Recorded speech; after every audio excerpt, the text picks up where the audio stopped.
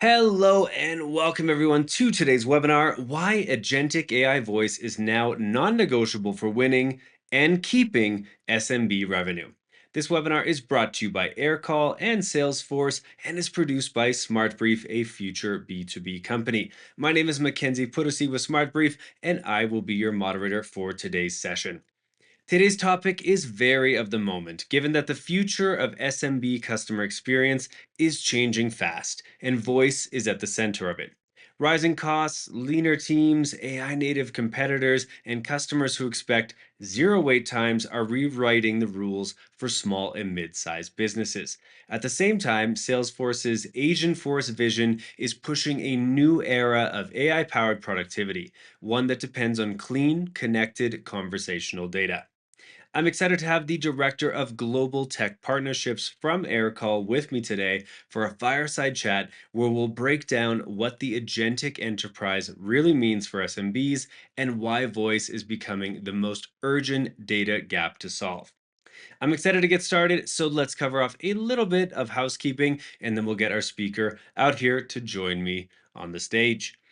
All right, introductions are always in order. Again, my name is Mackenzie. I've seen some hellos, good afternoons, good mornings, depending where you're tuning in from, over in the chat tab. So if you look on the upper right-hand side of your console, if you haven't already found it, the chat tab is there. And why don't you start off by giving a quick hi, hello, good morning, hola, bonjour, aloha, whatever greeting you want to put in there and share some energy and give a virtual wave to everyone out here in the community with you there.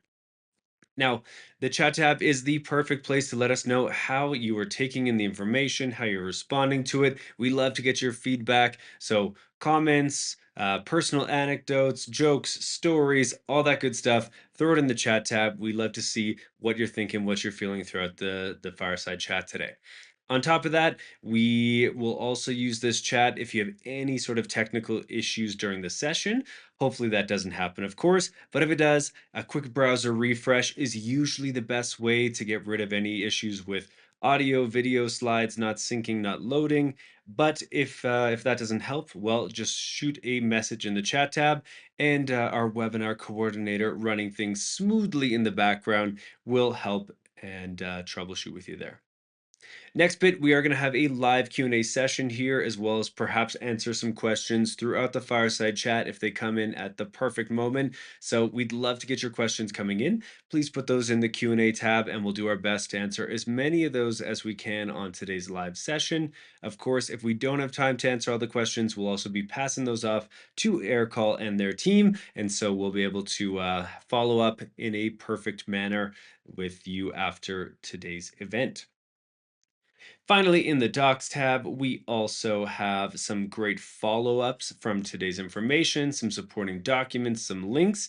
And so in there, there's actually a link to a special promo from Aircall for 2 months of free service. The offer goes until the end of January, January 31st of 2026. So check that out if it sounds like a fit for your organization. There's also a link to the Aircall and Salesforce joint solution page. So if you want to learn more about this awesome partnership, hop in there, check it out. And finally, there is a great one-pager kind of overview of the Aircall solution that is also linked in there for your reading pleasure. Alrighty, last bit of fun is we do have a $250 Amazon gift card up for grabs as a prize that we'll be drawing at the end of today's session. You do need to be live and present for the duration of this webinar to qualify for the prize, as well as meet the prize terms and conditions. Those are also linked in the Docs tab if you want to take a quick peek. All right, and with that, everyone, I think it is time to get our speaker up here with us today. So please help me in inviting to the stage, welcoming to the stage, Hami Nesari, who's the Director of Global Tech Alliances over at Aircall. Thanks, Mackenzie. So yeah, a bit of a backstory on us at Aircall. We were founded about 10 years ago because we saw something that was quite frustrating for a lot of businesses. There were plenty of contact center solutions out there in the market, but none of them were really purpose-built for the reality that SMBs face. And if you ever run or worked at a small or mid-sized company, you know that you operate in lean teams.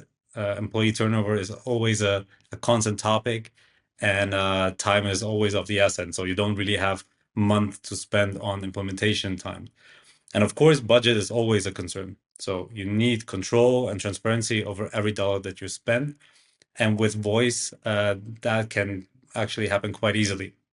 And so, with that context in mind, we designed actually a customer communication platform for sales and support teams that natively integrates with the system of records our customers already use. And so today we have more than 25,000 customers globally and over 250 integrations available on our platform. And one of the most powerful integrations and partnerships that has emerged over the years is the one with Salesforce. And so we work very closely with our product team on actually building an enterprise grade voice experience, which historically was only really available for larger companies. And we made it accessible to SMBs. And so we think that matters more than ever right now because the competitive landscape has really shifted for SMBs. We are all aware that customer expectations keep rising. So the best experience that people get anywhere quickly become the baseline they expect everywhere. And then at the same time, you have the bigger players that move down market.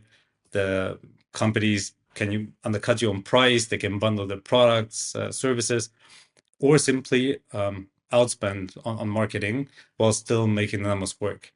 And so it's just that the speed expectations are so much higher now than they were before. And your competitors respond in minutes, they ship faster, they iterate quickly. And so SMBs really feel that pressure to match that pace with smaller teams at tighter budgets. And so that's why we came together with Salesforce to give SMBs a setup that actually helps them compete and not just survive.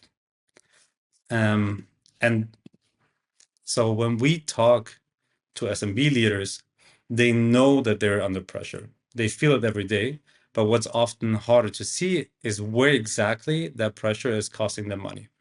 And because it's not only and because it's not usually one big thing, it's 100 small things and they add up. So the question then becomes, where is revenue actually leaking? And for most SMBs, it really comes down to four cost drivers. So the first one is lost productivity. So think about all of the internal friction, the time wasted on miscommunication, the context switching, the chasing information across systems. And your team is busy all day, but just how much of that time is actually moving deals forward or solving customer problems. And so that gap adds up fast. The second one that we see is perhaps you're familiar with the feeling your team finishes up a call and then they spend another 10, 15 minutes on CRM data entry. Ideally, that's already automatically locked. If that's not the case, that's already worse. But then they spend time on documentation, follow-ups, updates. And that's a time they could actually and should be spending on revenue or resolution. And so instead, it's going into admin. The third one is data decay and decision drag. So when your CRM data is actually incomplete or outdated, everything downstream suffers. And so you have the wrong routine, slower execution, poor decision making. And finally, but that's probably, we can all agree, the most important one, it's the customer rework. So your customers that are repeating themselves on calls, on other channels, getting transferred, they're experiencing delays. And all of that has an impact on longer handle times, lower CSAT, and ultimately your customers leaving. And so when I say that SMBs are under a lot of pressure to match the pace of faster competitors, this is what I actually mean by it. So your sales team probably deserves every single penny, but the majority of what you're paying them for isn't really selling, it's admin, it's the context switching. And so that's the productivity and admin leakage that we see. And it's actually showing up in your payroll. Then your customers are also impatient and they have options. And one bad experience, and most of them are already looking anywhere, somewhere else. And if you add all of that up, so for a 100-person company, we're now talking over $500,000 a year, which is just coming from leaking through friction. And that's the headcount you can hire, that's the growth budget you don't have, and that's the margin that disappears before you ever see it. And so this is why we really believe that agentic voice stops being optional from our perspective, because it does close the gap between the first conversation and then the action, and helps you to compete with the bigger players, with larger teams, not just by outspending them, but actually by out executing them. And so the question then becomes, does this actually translate into real outcomes for SMB teams? And if you look at this slide, there's really three things that are worth paying attention to. The first one is all these teams, they're single digit support staff, smaller ops, but they're handling high call volumes and high customer interaction volumes. The second one is the wins are operational and measurable. So we see higher SLA coverage, we see wait times dropping from minutes to instant, and we see resolution speed up by, in this case, 65%.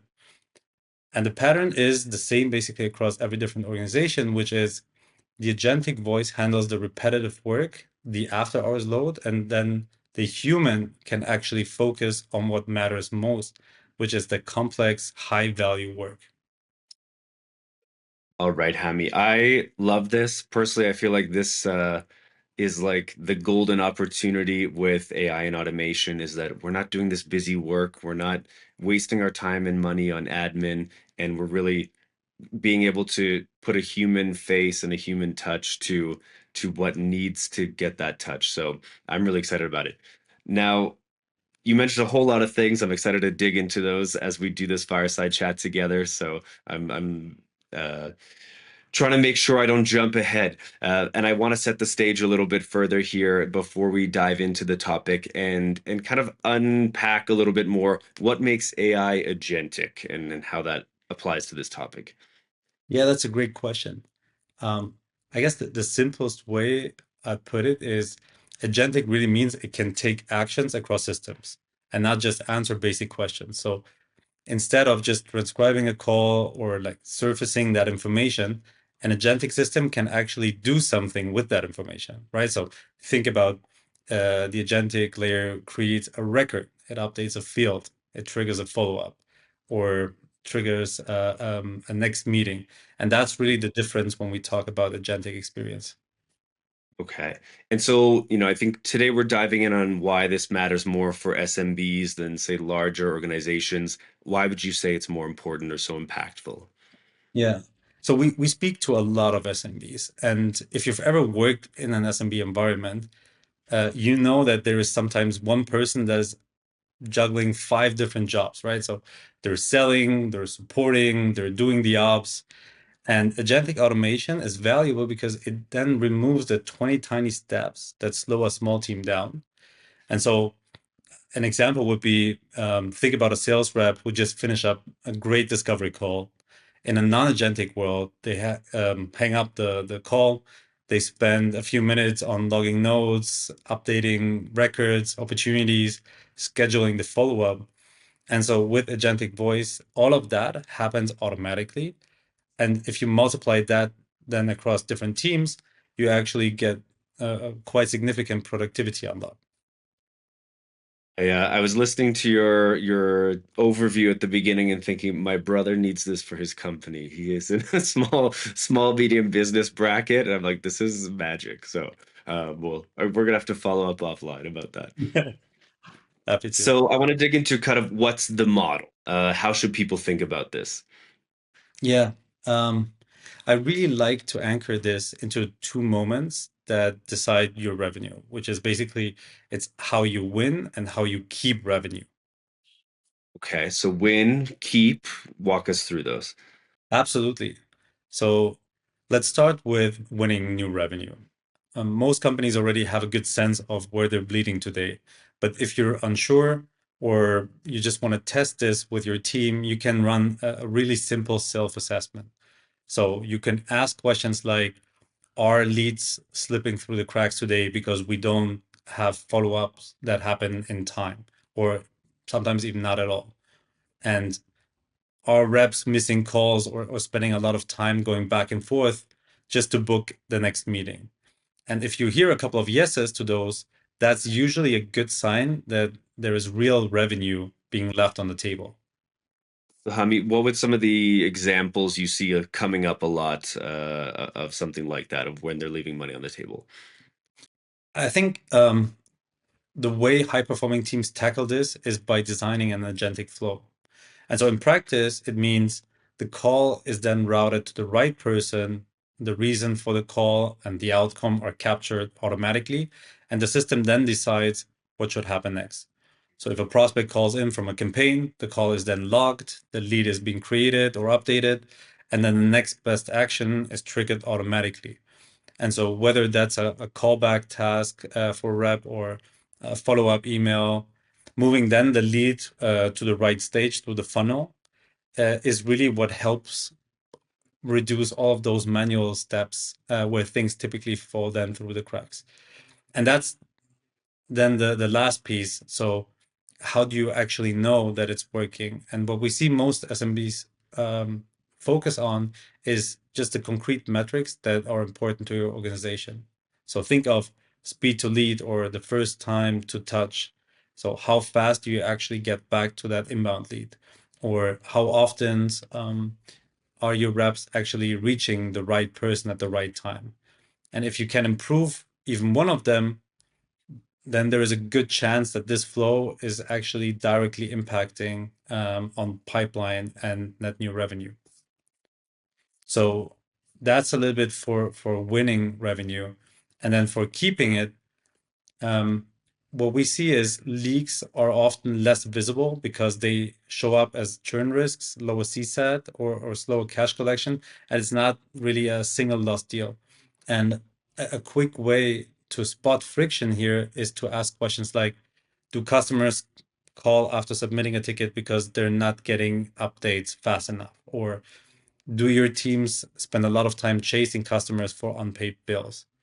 And yeah, so So I guess, like before, I'm curious to know more. What are some other kind of key examples or specific examples for keeping revenue you see a lot? a typical example for an inbound support use case is, let's say a customer calls in the conversation, is then being summarized into an intent and a clear next step, and the Mhm. right ticket or case is created or updated automatically. So instead of we'll look into it, you actually get a structured context, proper routing, and a documented outcome, which then make resolution faster and more predictable. And a typical outbound service use case can be collections, for example. So if an invoice is overdue, that can then trigger an automated outbound call. And based on what happens on that call, the system can automatically send a payment link, update the invoice or a CRM status, and schedule a follow-up or even a dispute case without someone actually have to stitch together all of these different steps. And so again, just like with winning revenue, you actually need to focus on something that your organization truly cares about. So you look at metrics like what's your time to first response, or are you actually improving CSAT or post-call ratings if you actually have those in place? I think that's great. This sounds really powerful, and I think it's a lot of stuff that teams probably know they need to do. They think they should be doing it, but trying to actually make it so seamless and intuitive, like you've described, is a massive challenge. So it's really exciting to hear that this exists. This help is here.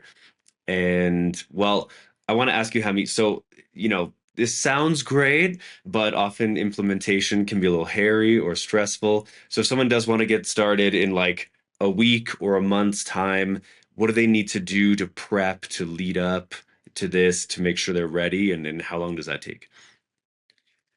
If you want to have a real world answer, I think run the first 30 days like a really tight implementation sprint and not Mhm.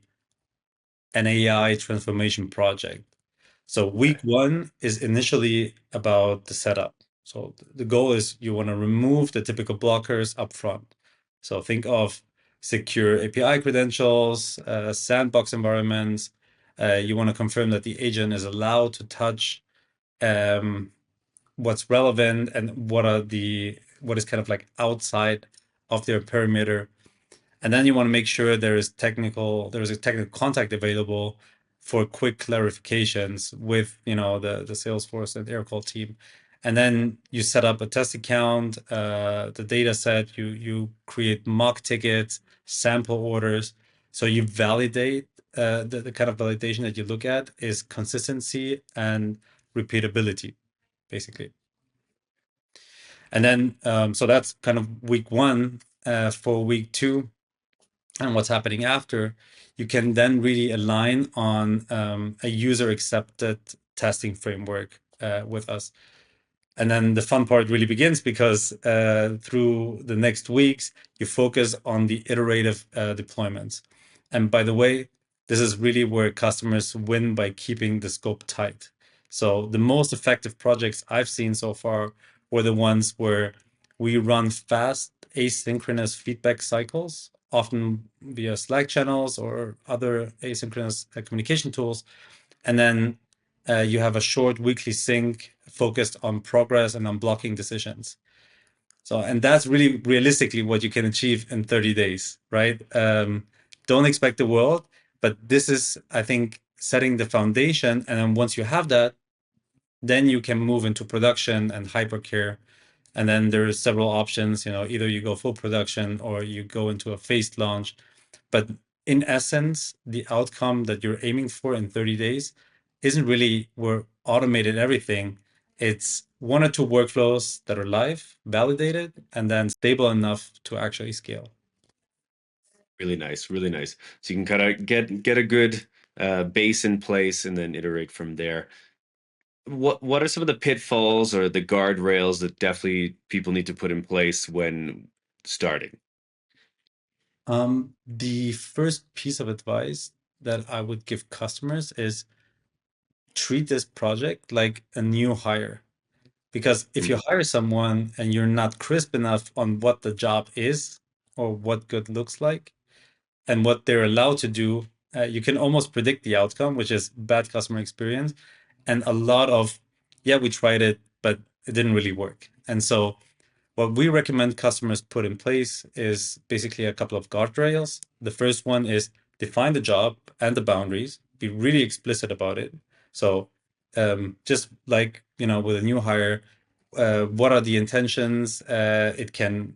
Your new agent can hire, what your new agent can handle end to end. Where does the escalation path needs to come in? And what are some of the sensitive information that you should just completely avoid? The second one is start then narrow and keep supervision tight. So a common failure mode is going too broad, too fast. If you try to automate 10 different workflows before you've proven one, it's almost um, it's almost expected to fail. And so instead, pick the one high frequency pain where the ROI is clear for you. We've talked about a couple of examples, and then really hone in on that one. And finally, I would say the biggest pitfall that we've seen is automation chaos. If your CRM fields are inconsistent, if dispositions mean different things across teams, or if your routing rules are not really reflecting reality, then the agent will operate on really messy data and produce a lot of messy outcomes. And so first, make sure you pass a data hygiene test first, and then make sure that the few fields that the agent actually relies on are trustworthy and really defined with a broader sense of the business. And Hami, when you say a data hygiene test, is that something that's kind of built into the way you are onboarding and setting up those workflows? Yeah, it's something that we always cover with our customers and really walk them through kind of a reality check.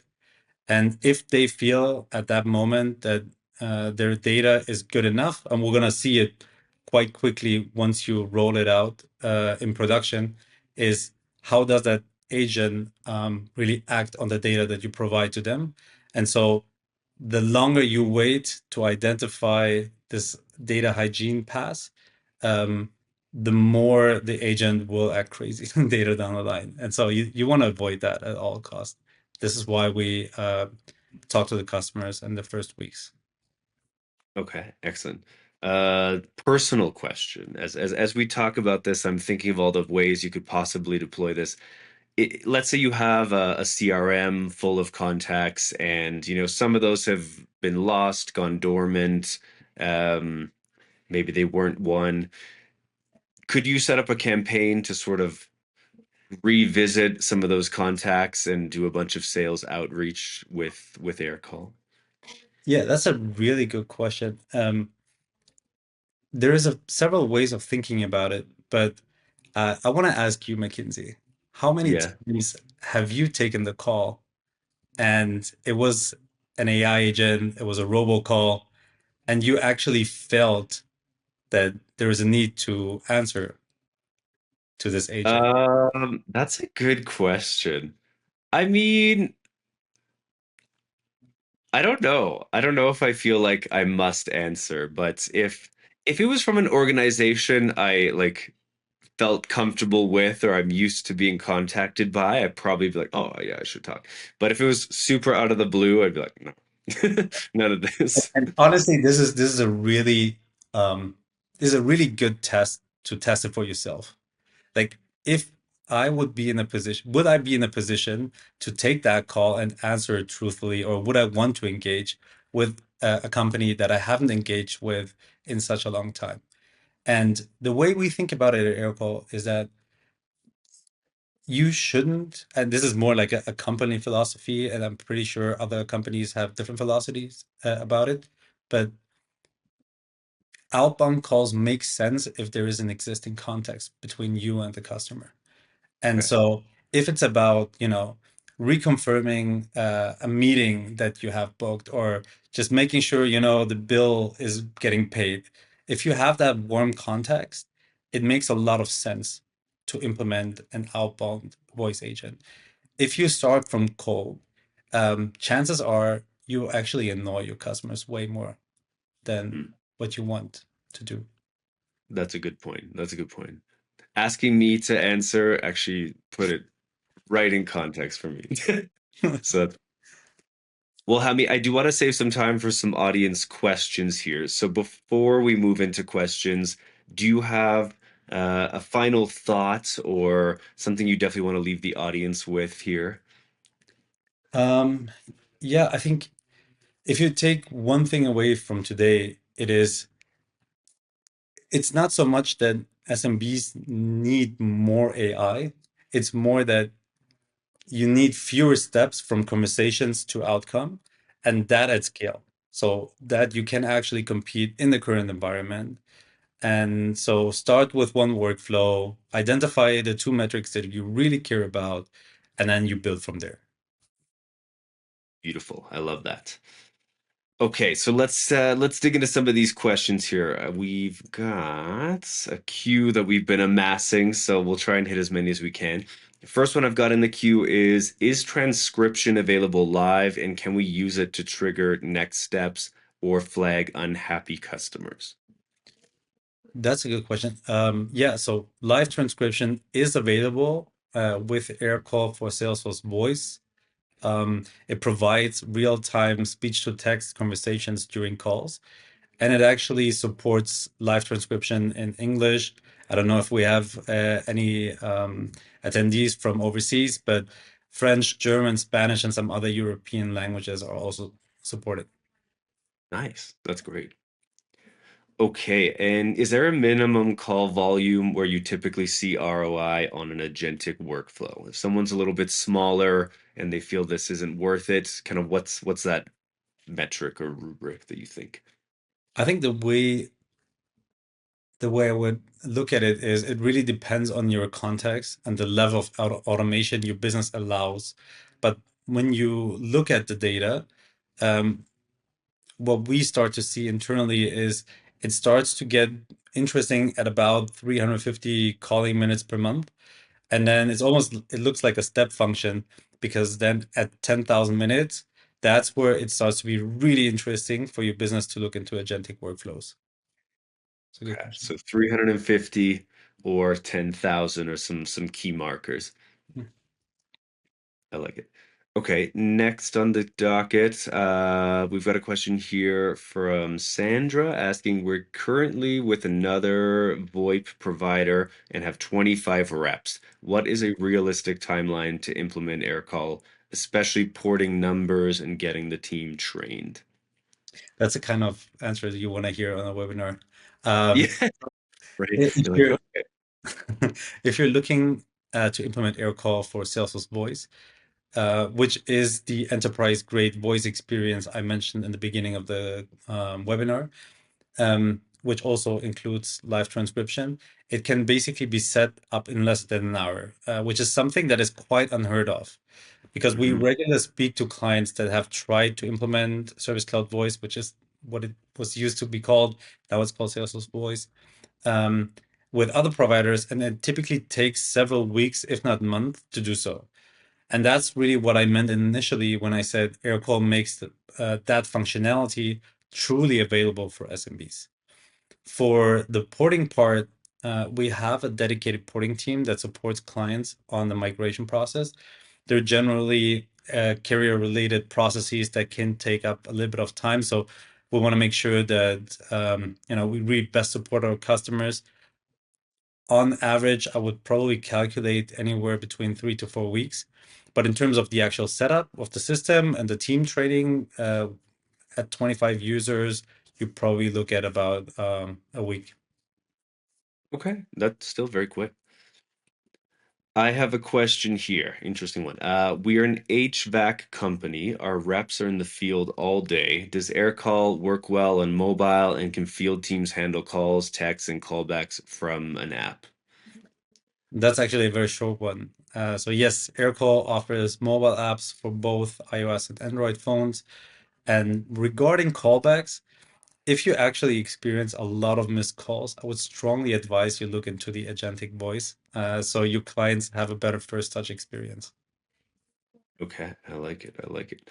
Now, is that something you can kind of enable or not, Hammy? It's like having agentic voice as the one who either does the outbound or inbound call versus just, say, the note taking and making the meetings and that side? Yes, so basically that's the differentiation between a more simplistic voice agent experience that just captures the call intent, summarizes the conversation, and then just passes everything through. And the real agentic experience is then when it actually takes actions and schedules the next step, for example. So yes, that's available. Okay, nice, nice. Well, I know we're kind of gonna wrap up here shortly, but I know you had sort of a unique sign off for us here today, and I want to hand it over to you to give us your final calling card in a great way. Indeed. So we thought we'd do something a bit more hands-on as a call to action for our audience. And for this webinar, we actually built a simple voice agent that you can call live just to experience what we've been talking about. The number on the screen is there. And if you want to try it, just call in and interact with it directly. To make it very concrete, we set it up around a fictional company called Data Nimbus. So think a mid-market B2B SaaS company.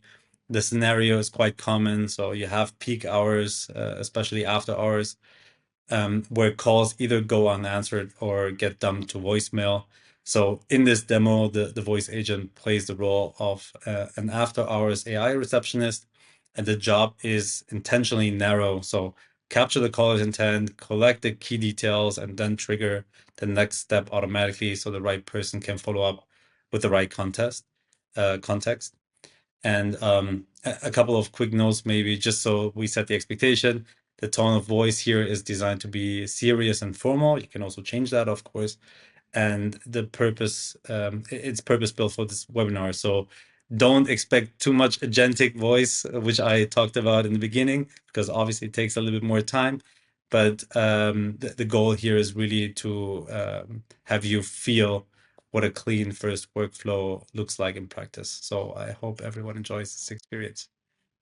Beautiful, beautiful. Well, Hami, that's great. I think it's a really cool way to do it. Everyone, you need to pick up your phone, call in there, see what this is all about, get a sense of it. So if you're still listening on the webinar and you're not going to call now, maybe take a quick screen cap of this so you can call and get a better sense.